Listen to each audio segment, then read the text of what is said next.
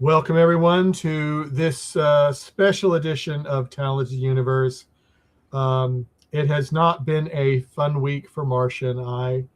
If some of you have noticed that we lost one of our co-hosts that started doing the verticals with me last February, and our hearts are just going out to her friends and family in this tragic time. We lost her on January 2nd. So we're kind of in a little flux right now, but we know that she would want us to go on because she really enjoyed talking to all the vertical guests that we had on. Marcia, how are you hanging in there today with everything going on? Yeah, I'm hanging in there, and it's hard to believe it's already January 5th. I know. I'm stubborn. I still have my Christmas lights up on my background and my character because, hey, it's the happiest time of the year, right? Yeah, that is true. But I am happy to be here and happy to welcome our guest today, Emily Lisa Jones, talented actress, model, director, producer. You do so much. How are you doing today? I'm great. I am excited to do this podcast. I'm looking forward to it for the past couple weeks. And also, I too have Christmas stuff still up. Just, you know, now, that looks like more than a hat, a Santa hat. It's a pillow. How cute. Oh, yeah. Oh. It's my sister's. She's definitely way more festive than I am, but it's still on the couch. So, so are you a holiday decorator? Do you put stuff up? My sister really is, and so she's kind of the one who really got into it, and I'm not opposed to it, but I don't think I would have gone as far. She put a tree up, we put stuff all around the apartment. It was definitely very festive in here. I definitely like it, but I don't know if I would be the person to necessarily go out of my way to do it, if that makes sense. But yeah, I love Christmas. I love the holidays. Yeah. And I'm originally from New York City, where it actually gets cold most of the time for Christmas. And you are actually initially from Guam, correct? So I'm actually from Saipan. It's another island next to Guam. Next to Guam, okay. Yes, and it's also a U.S. territory, and it's actually even smaller than Guam. Guam is 1.5 times bigger than Saipan. So yeah, that's where I was born and raised, and then moved out to the States when I was 17. Came to the States, and where in the States did you come? I went to DC for college, and then I graduated into the pandemic, so I went back home for 10 months because nothing was happening in the world. And then after those 10 months, I was like, I cannot be on this little teeny tiny island anymore. I have to go. So I came to LA, and I haven't left since. So it's been about 4 years. 4 years in LA. Okay. Actually, yeah, I think almost to the day. Was when I first moved into this apartment in LA. Wow. So so happy anniversary. Thank you. And when you came to LA, what was your first thought about? You were already an actress when you came to LA? Yes. I studied theater in college and pre-med, actually. I studied both. And I had done theater also in high school. When I came to LA, it was kind of that nothing was really happening in the industry yet because of everything that was going on with the pandemic. So that's also kind of why I have so many different things that I have, tried in my career, because I kind of just said yes to everything. And I did a lot of different things in the entertainment industry because I wanted to meet people and I wanted to, just go out and do as much as I could. So in terms of acting in the industry, when I first started, it was very interesting. I did a lot of kids shows, different YouTube channels and things like that. I actually ended up doing a show. I think that might have been the second year that I was here.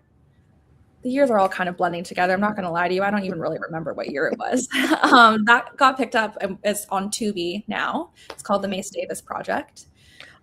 Yes, I did see that. But then after the strike, it got canceled.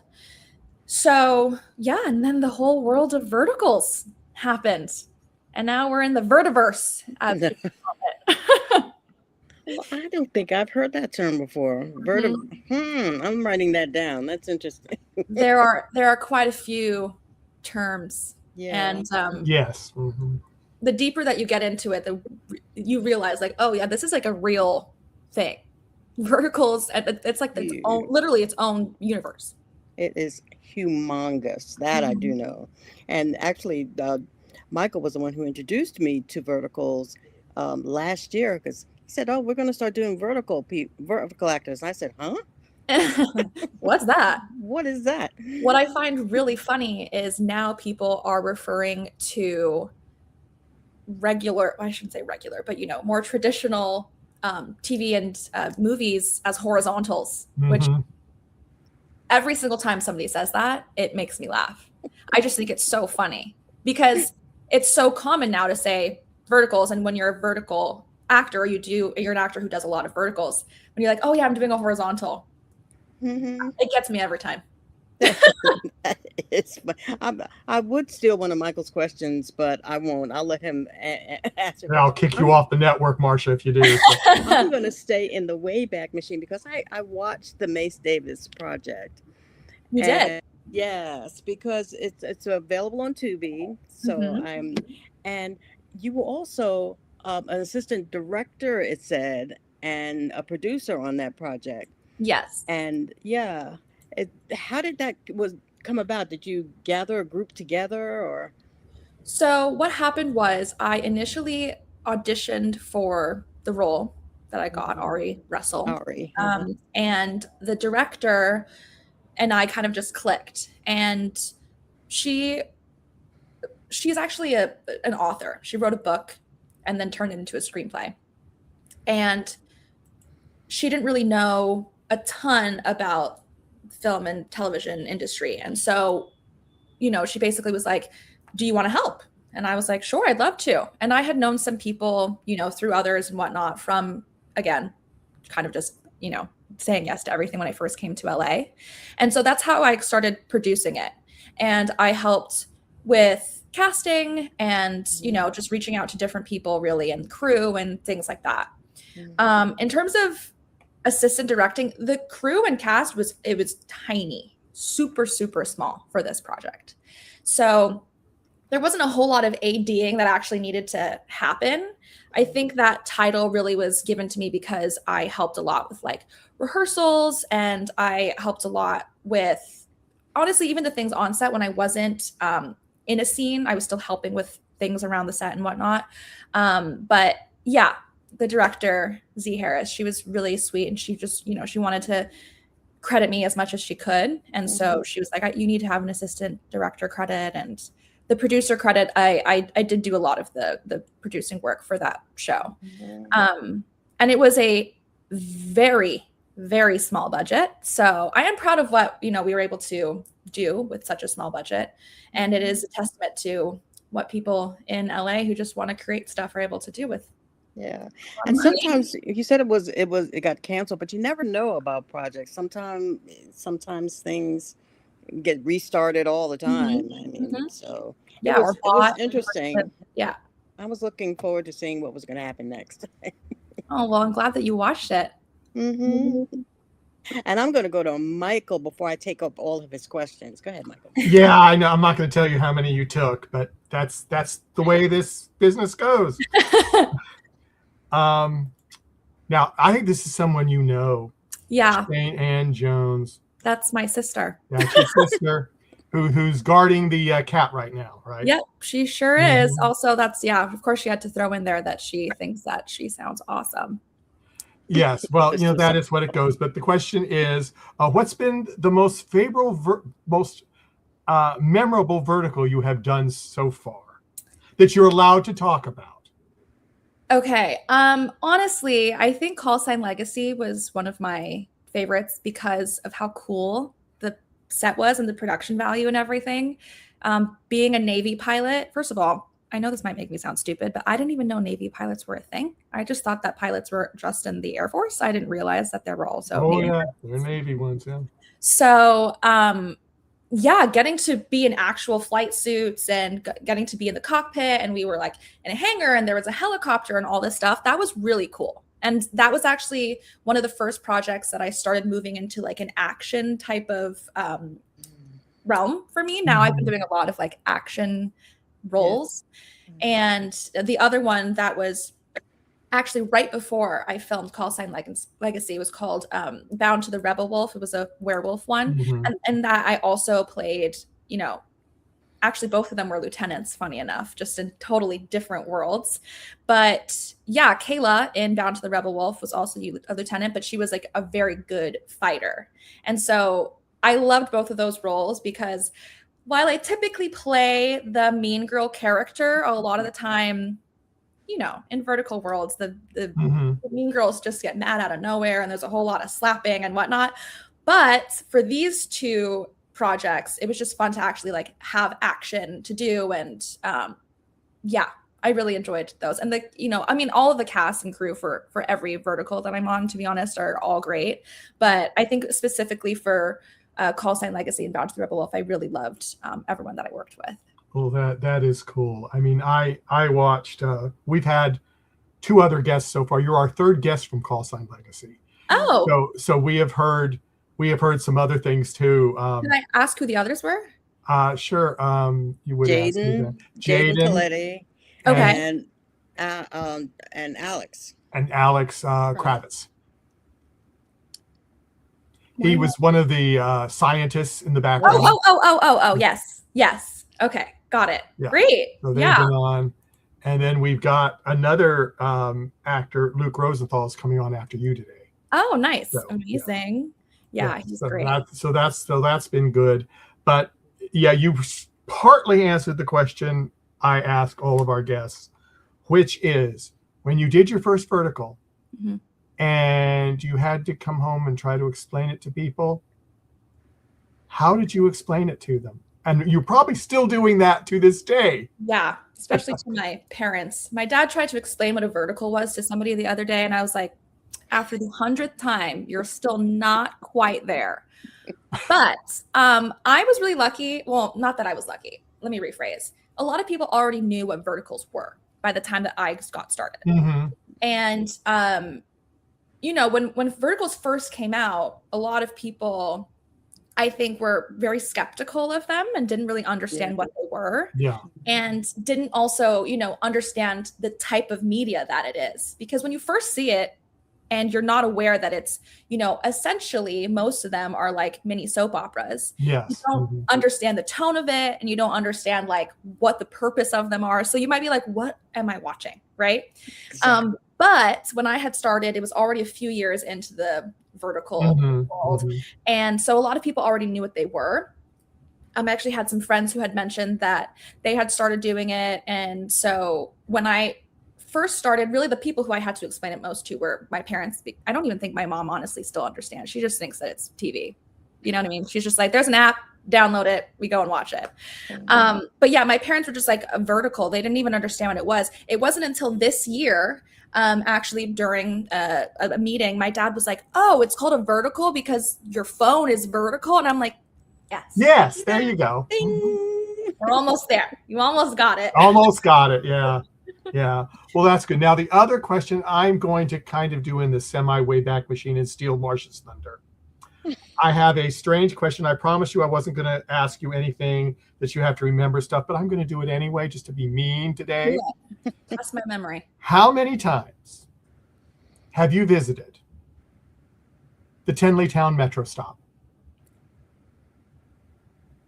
Oh my gosh. That is such a great question. I don't even know. 100, 1,000, 5,000. I don't know. You know what I mean? That was the stop for us. Wow. That was the stop for your university. Yes. How do you know that? I've been to that stop many times. Ah, well, there you go. I used to shop Best Buy there all the time. Yeah. Great. Yeah. And the Container Store, which both are gone now, it's gone. No way. Yeah. Yeah. The Container Store favorite place is shutting down that location. I don't know if they're totally out yet. Oh, I got mad too. Totally get it. Yeah. Oh my gosh. Yeah. Yeah, that Container Store, first of all, that was actually the first time that I realized how expensive the Container Store is. It is. I thought, oh my gosh, we get to go and buy all these like bins and stuff for my dorm room. It was my freshman year and I went, or freshman or sophomore year, I went with my mom, I think. And I was just picking stuff out. And then I went to check up. I was like, or check out. I was like, this. But it's great stuff though. These plastic bins are $7 or whatever it was, right? And yeah, but I don't care. I love that place. I love all things organization. Yeah, I actually, that's something that, another thing that I do. I love to do organizing and things like that. And so the Container, that makes me sad that it's closed. Yeah, as I said, it's either closed now or it's going to be closed, because I read it 3 months ago that it was shutting down and I just went, what? That's really sad. Yeah. Are you from the area? Oh yeah, still live here. Oh, I'm at the next metro stop, Friendship Heights. Oh, we're so close. Yeah. Oh wow, and I love Friendship Heights. Yeah. Oh, I had no idea. Wait, that's. Yeah, sadly, that's changed a lot recently too after the pandemic. So I miss DC a lot. It's such a great city. It's a very unique city. Honestly, I haven't been to any other places that are quite like it. You know, sometimes like I studied abroad in London. And obviously there are so many differences between the US and Europe, but in certain ways I can compare certain cities to other things. Like London, I compare it to LA because of how spread out and how big it is. And people don't realize that when they come to LA, oh yeah, let's go to the beach and then let's go up to, and it's just like, you can't do all of that in one day. Right. And the same thing for London. Like you can't do all of, you know, it's like, oh, I want to go do this and this and this. Oh, that's on totally opposite sides of the city. Yeah. DC is one of those places that I feel like it's just so unique. It's a major city, but they don't have like huge skyscrapers. No. They can't have any buildings that are taller than the Washington Monument. And yeah, I'm also just like the culture of it and, you know, being around. It's just very unique. I don't know how else to explain it, honestly. Yeah, it's hard to explain it to people. Like, you know, I had some friends come into town and, you know, they took the subway to go downtown from my house.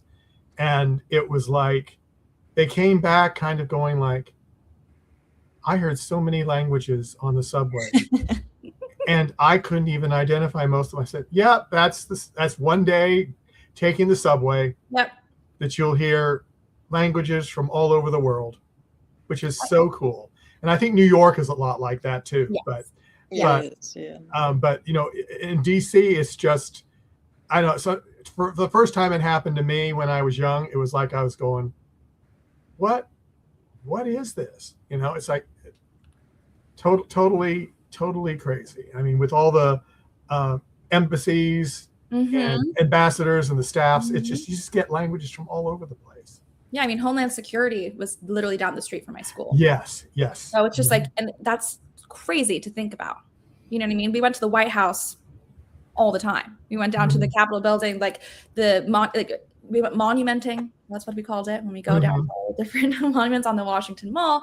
Yeah, I miss it. It's a really special city. And I will say that basically all the places that I've lived long term have been places that are extremely diverse. Saipan, super diverse. That's actually like, you know, there's so many people that come to Saipan for different reasons, but because it's so close to Asia, a lot of people come to Saipan to learn English. Like that, I went to an international school growing up, and so a lot of people went there to learn how to speak English from, like, you know, all parts of Asia. And then DC, like you said, very diverse. London, super diverse. I mean, London is, it's surprising. I'm pretty sure I could be wrong, but I'm pretty sure like the national dish of London is Indian curry. I would say that's true from what I've talked to people. We have a lot of people from the UK on the show. So, yeah. So, I mean, even that alone, it's like, oh, you don't really think about that. You know what I mean? And then New York, I lived in for like a summer back when I was in college. That was where my first agency was. And, you know, obviously New York is one of the most diverse places. Yes. Yeah. Well, let me do a couple more questions in the chat room, and then I've got another question for you, and then I'm going to go back to Marcia. I'll try not to steal any of Marcia's questions. I won't going to guarantee anything. Emily Brolin asks, do you have any tips for someone just getting into the vertical space? And then the rest of it is how do you prepare for auditions and how do you prepare for the roles after you get it? That's kind of a I'll throw the question back up after you answer the first part. Okay. Yeah.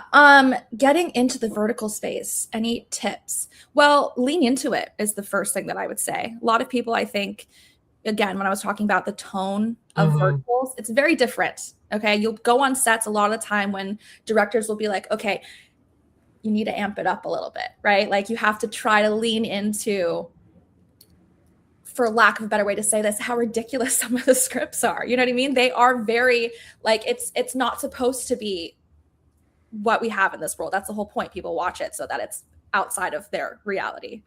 But then in terms of auditioning and whatnot, Actors Access is an amazing place for actors to find roles for verticals. They are everywhere up there. Yep. And my advice is to just submit to everything you can. If you don't have an agent or a manager, you can, before I got a manager, all of the ones that I booked for myself were through Actors Access. And I did it all self-submission. So anyone who tells you that you can't do that is lying to you. I've done it a lot of times. And yeah. Was that answering the question? That was answering, and then the last part of it was, how do you prepare for the roles after you get the audition? Oh, good question. It depends on the role, obviously. A lot of the time, again, if I'm playing like a mean girl role, first of all, read the whole script. A lot of people, I have learned, do not do that. I always do because I just want to see, as much context as possible.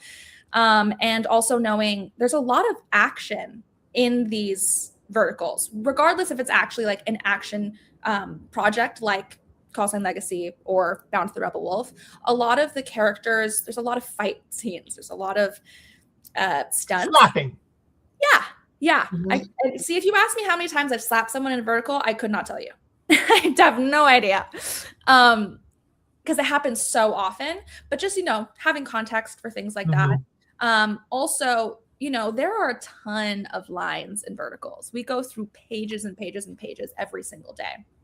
So when you do get booked, as much as you can, a lot of the time people will, it gets broken up by day. So just knowing what your schedule is and being able to prioritize certain scenes based on what the schedule is rather than going through, chronologically is super helpful, because there's nothing worse than memorizing the first 10 pages of a script and you're shooting that on the last day and then you don't actually know the lines for the other pages, So that's a big piece of advice that I would recommend.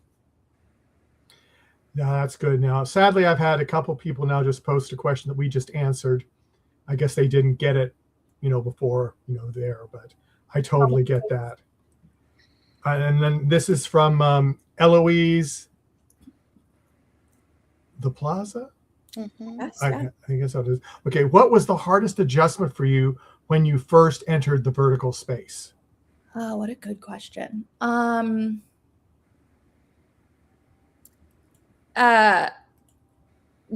Verticals take a different kind of stamina. And I tell this to everybody who joins it for the first time. I actually have a friend who I was on the first vertical that he ever did. And he was one of the lead roles. And I think was a supporting role for that. So I was on for less days than him. And every single day that they wrapped a day that I wasn't on, he called me and he's like, how do you guys do this? How do you guys do this? 12-hour days every single day. And then it's like, yeah, you have to just be prepared. And also, it's not just the people who are lead, major, supporting, or supporting. It's everybody on the behind the scenes people. Yeah. The crew works so hard.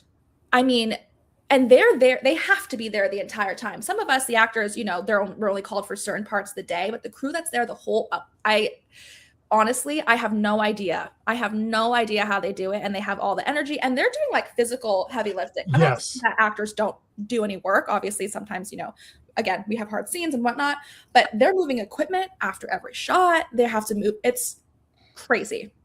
But also even background actors are often there much longer than some of the even leader, major supporting or supporting roles, because oftentimes they're like, okay, we're going to actually add one more person into this. And so they get called much sooner than sometimes they're ever even used. I mean, I've known some people who have been on set for the entire day and end up not getting used.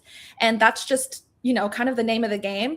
Mhm. And that's definitely something, I mean, I have definitely been used to long days, but I think it's how fast things have to move in verticals and the amount of pages that you go through. And then when you go into SAG production and you realize how much time is taken for half a page, that was definitely something that I, had to get used to and kind of work back and forth from. Yeah. Okay. And my last question, because I'm going to try to keep my promise to Marcia. And I think you mentioned it, but I just wanted to make sure. Did you get to sit in a real plane, or was it a simulator? It was a simulator. It was a simulator. Okay, I was wondering because there were real planes there, unless they did that with CGI. But no, it looked like there were real planes there. It was a museum basically, and it was a place that takes old planes. They were real, but they restore them. And so, actually, my co-star and I, who's now one of my best friends, Royce, we were walking around the whole. We were walking around the whole museum when we weren't shooting, and we ended up going on a tour with one of the tour guides. And I was wearing, we were wearing our flight suits, and so the people who were there, I think, were kind of like, "What's going on?" But then, they saw the cameras, so like, okay, they're shooting something. Oh my gosh, learning about all these different planes from all these different decades and whatnot, it's insane. And they even have like old planes that obviously, like, I mean, none of them I don't think are functioning. They might have restored some to be able to fly, actually. Some of them look literally brand new. But one of them was like one of the first planes that was part of, like, honestly, this is terrible. I don't even remember the actual fact, but one of the wars. Great, Emily, you sound so smart. But it was the real. It wasn't like a replica. It was the real one. It was the real deal. Yeah. And it was so cool to be able to see that. Oh, that's my cat's food feeder. Sorry if you can hear that. But yeah, so it wasn't a real plane that we sat in, but there were real planes around. It was just one, like a cockpit. Well, that is, because I mean, I looked and I go, did they really get to sit there? But it makes sense. It's a simulator. That was one of the questions I had that after watching that. Well, I've got a few more from that movie. Marcia, I'm going to keep up my word. Well, thank you so much. But I'm actually going to tag on the end of Call Sign Legacy as Nightfall, because you were a badass. Michael and I were talking about that. And the physical part of what you had to do when the competition part, did you work out before shooting? Yeah. So, yes. And I will say that part of the reason why I was cast, I think, was because they wanted somebody, oh my God, this is going to sound terrible, but they wanted a woman who had, like, you could see muscles. They didn't that's what they told me. Right. Cause I was surprised that I got cast for that role. Cause again, this was totally different from any other role that I had done before. And even though Call Sign shot after Bound to the Rebel Wolf, I was cast in Call Sign first. So this was the first, like, action type role that I've done. All the other ones I've either done, just like the traditional lead type of role or the mean girl. And so I was so excited. And yeah, knowing what we had to do, there was definitely prep for that. But not as much, I think, that people would think. There's not a lot of turnaround time from when you get cast to when it starts. So it wasn't like I was training for months before doing it. You know what I mean?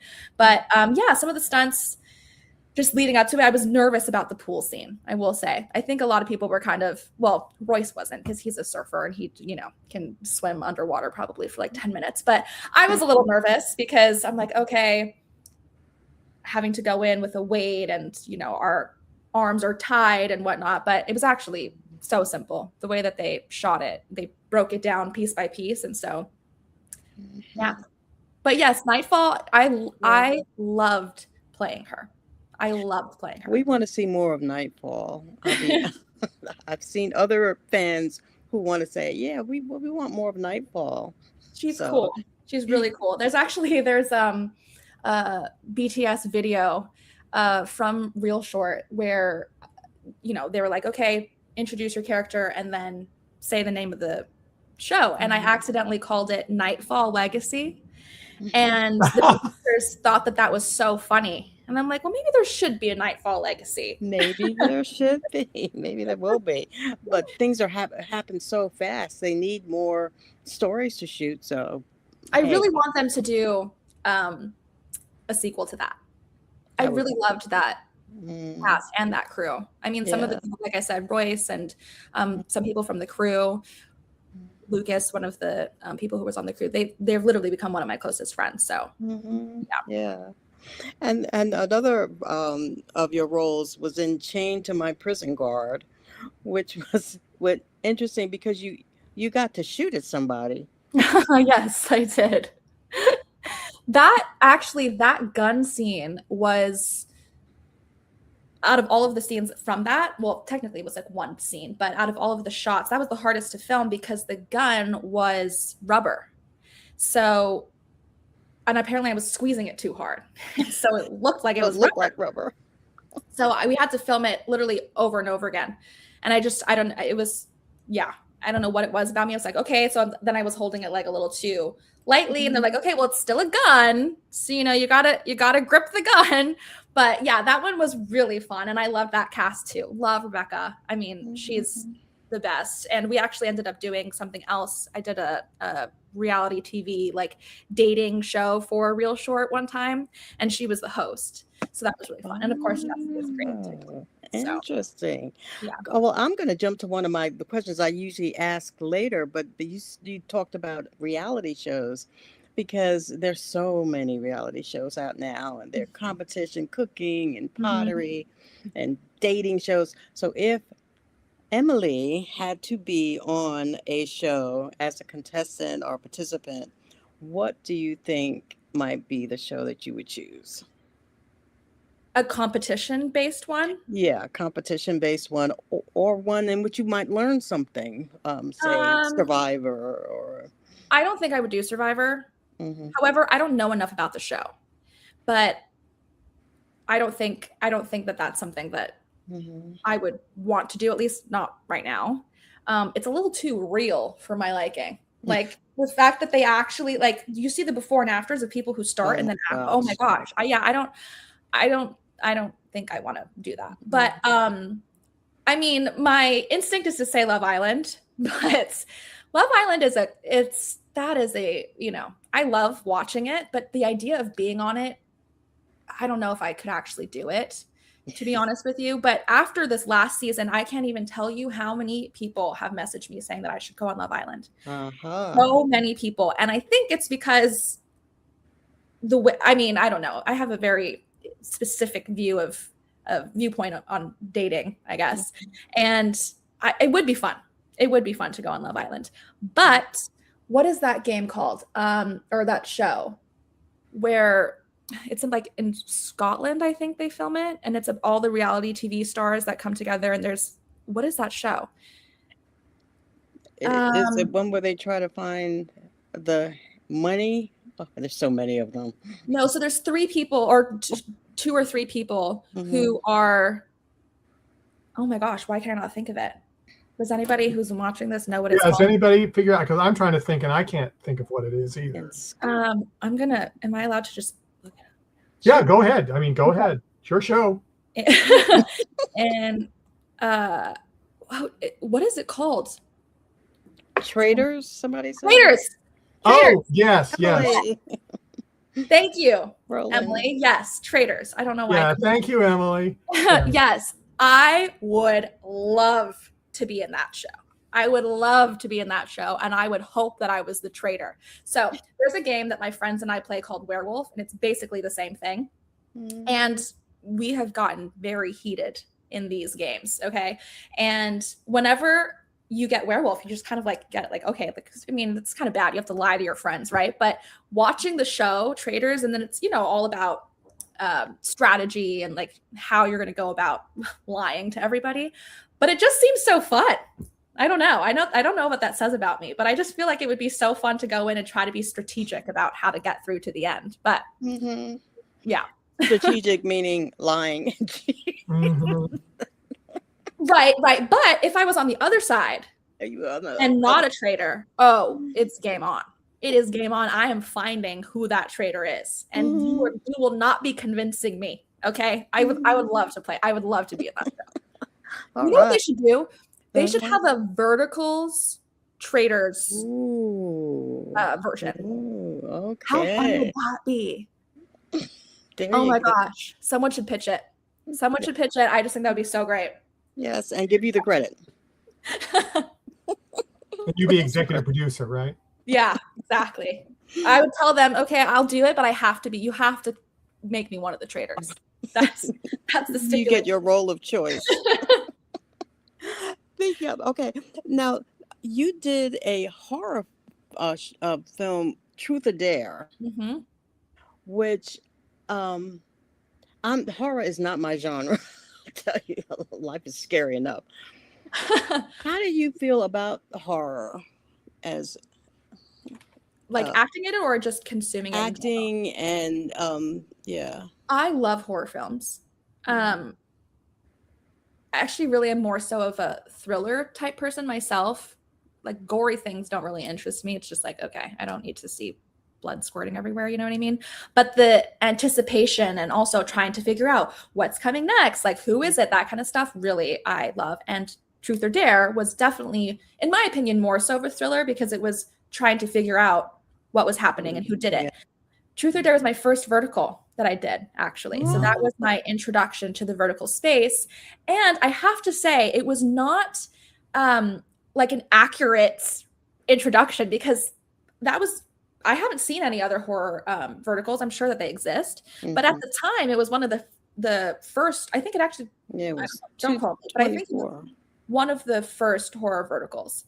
And so the entire process of it was different. And so when I started to go on different verticals, I was like, oh, this is so different. And then I realized, no, Truth or Dare was the thing that was different. And this is how the verticals usually are, which is not, good or bad or anything. It was just, I wasn't expecting that. But in terms of acting, I will say horror acting is very difficult. It's very difficult because when you see that it's a fake severed leg, you know what I mean? We were like playing with it and joking about it. And then you have to go into being scared and crying and, so it was very challenging. I think out of all of the roles I did, that was probably my most challenging role. And that was my first one. So it was very, very green in the vertical space. But yeah. And also just in general, that role was not a role that I would typically play anyway. Because the role that Larissa, wow, my memory for these character names. Tell me. Larissa was a very self-conscious, kind of on the quieter side type person. She didn't really think that the guy that she liked her, this whole thing. And I'm a very talkative person by nature. I don't know if you could tell from this. No. But my director at the time, Christine, wonderful. I loved working with her. She basically was having to remind me all the time, okay, Larissa wouldn't do that.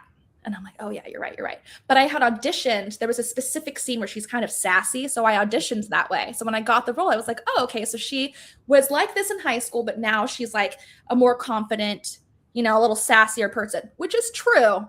But sometimes I would take it too far. She's still not quite there yet. Right. So it was a challenge for me. And that was one of my, again, honestly, one of my favorite cast and crew that I've worked with. That whole cast, I loved the fact that it was an ensemble cast. There was a lead, Tiffany Alvord, who I actually just shot one with recently. We've all stayed friends together, that entire cast. We've kept in touch, and yeah, it was really special. I really liked working in an ensemble group because there were so many different characters and so many different personalities. So it's fun to all be together every day.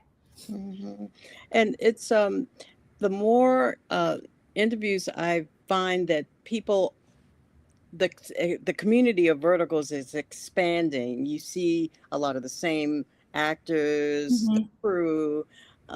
So does it kind of feel like old home week when you work with The same actors? The same people? Yeah. I mean, when you get your call sheet beforehand and you see who's cast and what, then we get our messages sometimes from crew being like, oh my God, we're going to work together tomorrow. And a lot of time people are day players also for crew and cast. So it's like, that someone's going to be on the project, but you just miss them because they're actually not on the same day as you. There was somebody who's actually I worked on with in Call Sign Legacy. I had worked on a different project with, and it was just by chance that I happened to see him because we were not in any scenes together. And he technically wrapped before I was supposed to get there, but I ended up getting there early. And we just happened to cross paths and we're like, oh, we're on this project together. But we had no scenes. I wouldn't have known because we weren't supposed to be, we weren't shooting together. And so, we say that the vertical space is really small, like basically everybody knows each other, but there are more and more people that are getting added into it. Yeah. And so it's actually a lot bigger than people think. But, they have the typical recurring, we call them vertical kings and queens. There's so much terminology. It's really fun. But yeah, like the typical people who are constantly getting cast. When you see that, you're going to be working with somebody who you've worked with before, it's always fun. And it's always fun when it's completely different characters. That's right. You have to remember, yes, we're now adversaries. Right. Or for me, it's usually going from, oh, I, slapped you in the last one and now we're best friends. So it's like, yeah. And one more role I wanted to talk to you about was your Maid by the Mafia role, which you were a lead. Obviously, and that had some challenges to it. Early, they put you in a cage. Yeah, okay? They sure did. And I was blindfolded, gagged, handcuffed, and I was wearing heels and a dress. Fun times. And that's how the show started. That's the beginning. Right. That's like literally one of the opening scenes. That's right. It wasn't the first thing that we shot. Thankfully, I had a few days to warm up. But yeah, that was a hard shoot too. I really liked that one because even though, a lot of the time, typically for leads, they're always the ones who are getting kind of slapped around and they don't get to stand up for themselves all the time and whatnot, which is a whole other conversation. But thankfully, Elena, for Maid, they changed actually the name to Maid in a Mafia family, but right, they did. Maid in the Mafia family. I really liked Maid by the Mafia though. I feel like they should have kept it, but whatever.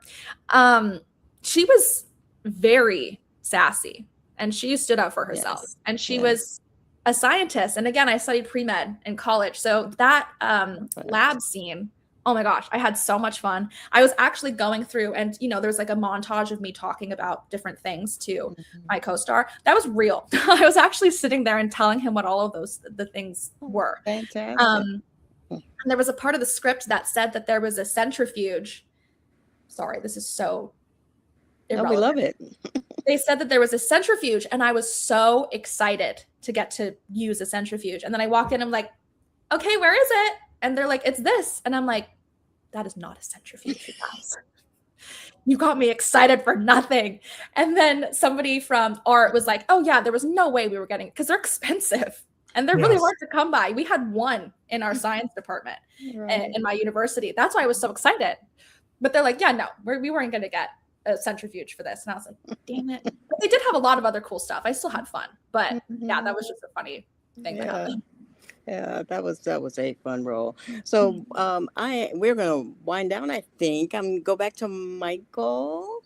Yeah. Did you want to do your last question now, or do you want to do it right after this? No, you can go ahead. Okay.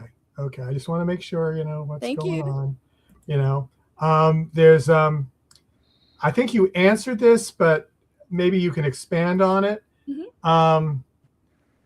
Anna Kravchik says, what kind of physical training have you had? Do you prepare yourself for the roles? Any of the roles are your favorite that you've done so far? If that made sense. Yeah, no, for sure. I mean, I think I kind of answered this earlier with the call. That's what I thought. Yeah, but I will say, for verticals, again, there's not a lot of, it's a quick turnaround. There's not a lot of time in between when you get cast to when you start. So, but then again, typically there's not like, insane stunts or insane action sequences where you have to like really like train for months and months. There is something that I am training for that we're hoping to shoot this year. And it is wait for it, horizontal. Ooh, what's that? Yeah. And so, yeah, it's a feature that we're hoping to shoot this year. And I actually play a Muay Thai fighter. And so I'm actually training Muay Thai. So that that's like months and months of training. But in terms of the favorite, honestly, the as much as it was daunting, the pool scene, I was really looking forward to. Even though it was scary, I was kind of excited about it because I've never done it before, not even just in anything, just, but in a vertical. And yeah, I really like that. The stunts that I had the hardest time with, though, was in Bound to the Rebel Wolf, because there were a lot of like fighting sequences. And sometimes it was hard for me because Kayla was, again, such a badass. And her whole character was that she was the best. She was the best fighter. It didn't make sense that Maeve was beating her because Kayla's the best, et cetera, et cetera. So it kind of was hard to find that balance between, I'm supposed to be the best, but then also she's supposed to kick my ass at some points. So yeah, that was something that I kind of, but again, side note, a lot of people don't know this. We have maybe like 10 minutes to rehearse the stunts before we shoot them. So every action scene that you're seeing, I shouldn't say every, but most of them, it's maybe like 10 or 15 minutes of them showing us what the choreography is, us practicing it. We do a camera rehearsal and then we shoot. So, even that, in a typical feature, you're rehearsing those sequences for like days and days and sometimes weeks. It depends how long you have to choreograph those things. But yeah, we do it in, half an hour, if that. So yeah, it's a little crazy. It's a little crazy. It is. Is there, before Marcia goes to her last question, is there anything that you wanted to bring up that we haven't brought up yet? And try not to steal Marcia's question.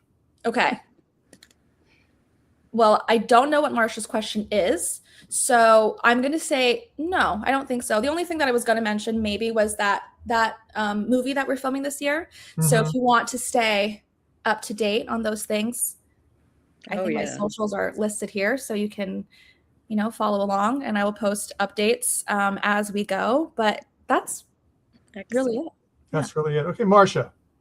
Well, I did want to bounce back a little bit. I saw a really interesting short of you, not a story, but you were with Guam Photography and you were in a retro arcade. Oh, yeah. And number one, it was cool. The setting was cool. And you were doing some of your modeling, which we hadn't talked too much about. No, but that's the next time we have her on. Yes. I really liked that. It seemed like a kind of a partnership and about cameras. You were talking about cameras and so that was actually shot in Pasadena. There was a retro arcade. A photographer from Guam was out here and he had reached out to me. And, when we're back home, there are so many talented photographers and videographers.